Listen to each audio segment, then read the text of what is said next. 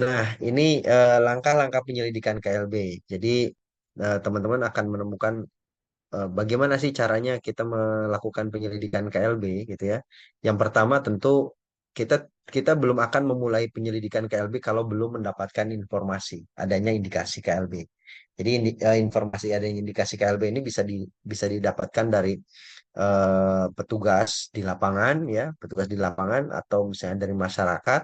Itu kalau ada informasi seperti itu tanyalah dengan detail. Tidak perlu ikut panik tapi harus tanya dengan detail, langsung siapkan formnya, langsung dicatat kira-kira kasusnya apa saja. Ada berapa jumlahnya, kemudian apakah ada kematian atau tidak, terus terjadi di wilayah mana saja, mulai dilaporkan itu, mulai diketahui itu mulai kapan. Jadi awal tuh udah ada gambaran gitu, udah ada gambaran dulu. Terus apa yang sudah dilakukan, kira-kira seperti apa. Terus saya gejala-gejala yang ditemukan tuh apa saja gitu ya. Jadi itu udah dapet gambaran besarnya dulu. Nah, baru kalau misalnya sudah ada gambaran besarnya seperti yang tadi sudah diurutkan gejalanya apa segala macam. Nah, baru kita mau tetapkan apa nih kasus apa. Ya, kasus apa misalnya ternyata kasus DBD tadi gitu ya. Kasus DBD nih apa namanya? Kasusnya kok terjadi peningkatan misalnya gitu ya di wilayah tertentu. Oke, kita lakukan persiapan.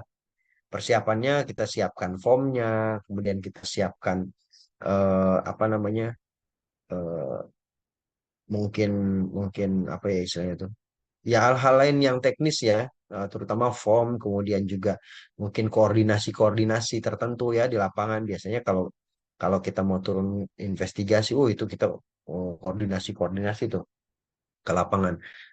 Seperti apa gitu ya, termasuk teknis teknis kendaraannya dan sebagainya itu penting sekali ya nomor tiga ini. Kemudian kalau sudah gitu kita mau tetapkan dulu etiologinya kira-kira apa nih? Apakah gara-gara nyamuk gitu ya? Atau mungkin gara-gara ada kunjungan gitu ya? Itu kita tetapkan kira-kira apa yang membuat gara-gara KLB-nya ini gitu ya? Nah, itu itu harus jelas dulu. Kemudian kalau sudah kita buat apa definisi kasusnya ya seperti yang tadi tuh, definisi kasusnya seperti apa ya. Di dalam definisi kasus harus ada definisi orang, tempat, dan waktunya harus jelas. Kemudian nanti ditetapkan variabel-variabel apa saja yang akan dikumpulkan, data-datanya apa saja ya. Kemudian setelah itu kita turun ke lapangan untuk mendapatkan kasus ya, untuk mendapatkan kasus. Bisa pasif, bisa aktif. Ini dua-duanya bisa dikerjakan ya, bisa dikerjakan. Ya, bisa kita seminggu begitu nunggu ada kasus langsung turun gitu ya untuk mendapatkan data yang lebih detail. Nah, selama periode tertentu mungkin sambil berjalan itu lakukan analisis ya, data-data yang dikumpulkan kemudian dilakukan apa namanya pengolahan eh, dan lakukan analisis. Ya, analisis. Nah, biasanya kita akan menyebarkan orang mendapatkan apa ya misalnya bertanya gitu ya, menanyakan kasus dan kontak eratnya dan sebagainya itu lebih detail dari data yang sudah kita dapatkan di awal tadi. Dan misalnya ternyata di sana ada kasus 30 kasus misalnya, 30 kasus di dalam satu wilayah itu, kemudian kematian ada berapa. Nah, kita datangin ke 30 kasus tersebut untuk mintai apa namanya, penjelasan lebih detail gitu. Sambil kita juga mendapatkan atau mencari apakah ada kasus baru atau tidak. Kasus barunya bisa didapatkan di pasif ataupun di aktif pada saat kita berkunjung ke lapangan. Kemudian menentukan sumber dan cara penularan, ya menentukan sumber dan cara penularannya dari data-data tadi yang sudah dilakukan analisis epidemiologi deskriptif tadi. Setelah dapat gitu ya, kita terkumpul sumbernya dan cara penularannya juga sudah ditentukan, maka kita bisa membuat rekomendasi, ya rekomendasi penanggulangan KLB-nya seperti apa. Apa dilakukan penyemprotan, apakah dilakukan apa namanya pembagian kelambu itu misalnya gitu ya, itu contoh-contoh aja. Nah, baru setelah itu dituangkan ke dalam sebuah laporan yang lengkap, ya, sebuah laporan yang lengkap dari awal sampai akhir, kronologinya dan sebagainya, baru disebarluaskan ya, disebarluaskan hasil penyelidikan ini ke unit-unit tertentu, unit-unit terkait yang memang apa namanya tercantum di dalam rekomendasi ataupun dia kita butuhkan untuk eh, apa namanya berkolaborasi ya. Ini langkah-langkah penyelidikan KLB itu dari mulai kita dapat informasi awal, kemudian kita buat desain pengambilan datanya seperti apa, sampai kemudian kita lakukan analisis dan kita diseminasikan. Nah, kita diseminasikan ini merupakan apa rangkaian kegiatan surveillance sebetulnya, surveillance kesehatan masyarakat, tapi hanya dalam waktu yang singkat, gitu ya, hanya waktu yang singkat. Nah, ini sebuah contoh pelaksanaan surveillance kesehatan masyarakat yang sangat-sangat singkat waktunya biasanya eh, ketika kita menemukan indikasi KLB di awal, gitu ya. Oke, nah ini contoh form penyelidikan ya dari beberapa saya coba ambil. Ini nggak lengkap ya, saya potong, saya ambil potongan aja. Sebetulnya lebih detail ada di pedomannya masing-masing sebetulnya. Ini ada contoh untuk yang penyelidikan kasus kalau ketemu suspek Zika ya. Nah, di sini ada beberapa variabel informasi apa namanya? Informasi utama tentunya informasi kasus, kemudian tanggal lapornya kapan ya. Kemudian juga ini gejala-gejala yang kita apa namanya cari ya. Kemudian ada riwayat perjalanan dan seterusnya ada di bawah lagi.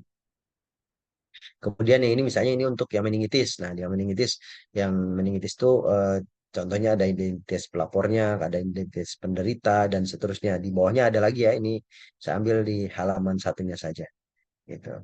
Ini contohnya. Ya, waktu apa namanya? eh waktu saya pernah melakukan penyelidikan epidemiologi itu, waktu ikut pelatihannya ya, ikut pelatihan penyelidikan epidemiologi di India waktu itu, kita banyak banyak diberikan masukan-masukan bahwa untuk penyusunan atau pembuatan instrumen untuk penyelidikan epidemiologi itu tidak boleh terlalu panjang, tidak boleh terlalu panjang karena waktu yang diperlukan untuk mendapatkan data itu biasanya singkat, singkat sekali. Ya, ya, istilahnya apa ya? Kita memotong aktivitas orang untuk bisa dimintai data dan itu tidak bisa berlama-lama gitu. Katakanlah misalnya kita cuman diberi waktu kurang lebih 10 menit paling lama, tapi kita harus mendapatkan data yang cukup banyak.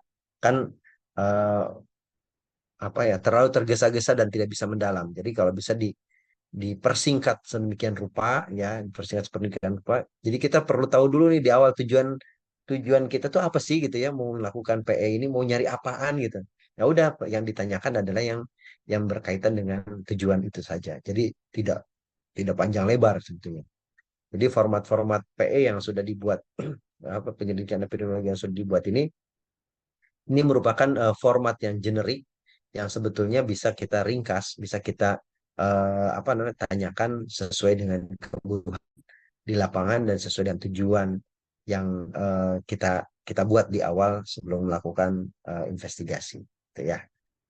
Oke, nah tentu dalam melaksanakan atau membuat pelaksanaan surveillance kesehatan masyarakat ini banyak sekali kendala-kendalanya teman-teman ya.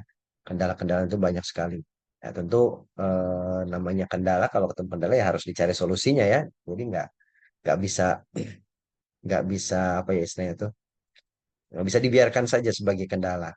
Contohnya misalnya seperti ini yang sering kita temukan kendala-kendalanya itu adalah keterbatasan sumber daya ya, orangnya kurang misalnya. Terus kompetensinya itu orangnya itu banyak yang belum dilatih. Nah, ini keterbatasan-keterbatasan yang umum.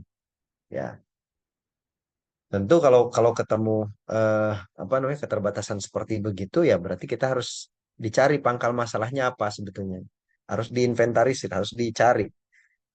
Baru kita akan bisa temukan solusi apa yang tepat untuk mengatasi itu. Nah, kalau misalnya kayak tenaganya kurang nih, satu di teman-teman mungkin mungkin apa ya harus tahu juga kayak di surveillance di puskesmas itu cuma satu orang biasanya, satu orang per puskesmas. Itu dia harus apa namanya, harus mendapatkan data banyak sekali penyakit-penyakit, ya harus mendapatkan banyak sekali penyakit-penyakit. Ketika kita minta data ini, belum tentu dia bisa langsung memenuhi karena memang eh, kerjaan dia banyak sekali gitu ya. Nah, dia harus menghimpun dulu, mencari dulu mana yang memang sudah dia sempat kumpulkan. Nah, itu akan menyebabkan eh, apa namanya, kendala-kendala yang nomor 4 dan 5 sebetulnya gitu ya. Ketidakakuratan data kadang-kadang gitu ya, dan juga keterlambatan pelaporan. Karena segitu banyaknya pekerjaan yang dibebankan ke teman-teman surveillance di puskesmas contohnya seperti itu. Ya. Kemudian kendala yang kedua, keterbatasan teknologi dan jangkauannya. Ya, tentu teman-teman bisa merasakan sendiri ya. Kalau ya nggak tahu ini udah merasakan atau belum ya.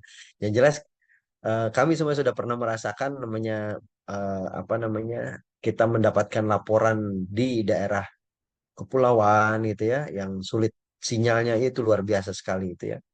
Luar biasa sekali sulitnya. Ya, jadi itu akan menyebabkan ketidakakuratan data dan keterlambatan pelaporan juga. Itu kendala-kendalanya saling berkait. Atau mungkin faktor budaya ya, faktor sosial. Nah, ini apa namanya? Saling terkait juga seperti seperti waktu zaman COVID kemarin gitu ya. Eh, apa namanya? Ketika ada kasus konfirmasi gitu ya di wilayah tersebut, itu orang tidak mau ini, tidak mau di PE gitu ya. Tidak mau lacak kontak eratnya. Yang ada nutup nutup pintu ya, nutup pintu, atau ada juga yang sampai petugasnya dikejar-kejar pakai golok gitu. Ada itu teman-teman. Itu karena faktor budaya dan sosial. Jadi ibaratnya mereka ada yang mengatakan bahwa itu adalah aib dan sebagainya itu ya di wilayah-wilayah tertentu. Nah, ini merupakan sebuah kendala-kendala dalam melaksanakan surveillance kesehatan masyarakat tentunya, eh, yang tentu untuk solusi-solusinya itu perlu dicari ininya dulu, apa namanya, akar masalahnya itu seperti apa gitu ya. Apakah karena ketidakpahaman gitu ya, kayak faktor budaya dan sosial. Sosial itu biasanya berawal dari faktor ketidakpahaman. Tentu ya solusinya harus apa namanya, lakukan kampanye ya, kampanye-kampanye edukasi dan sebagainya, atau misalnya eh, sosialisasi yang gencar ya ke masyarakat-masyarakat supaya mereka juga terpapar gitu ya informasi-informasinya. Kalau keterbatasan teknologi itu ya mungkin ya apa, menambah jangkauan sinyal ya, menambah jangkauan sinyal. Dan juga mungkin ke pelatihan-pelatihan ya. Pelatihan ya, mungkin ada orang yang mungkin aduh saya mau gaptek Pak gitu ya. Nah, ini tentu harus dilatih ya, harus harus dilatih terus disupport ya, dilakukan supervisi, pendampingan dan sebagainya. Kalau misalnya keterbatasan sumber daya karena jumlah ya mungkin pengajuan ke ini ya, ke apa, badan kepegawaian gitu ya, bagaimana caranya bisa menambah menambah ini menambah sumber daya manusia.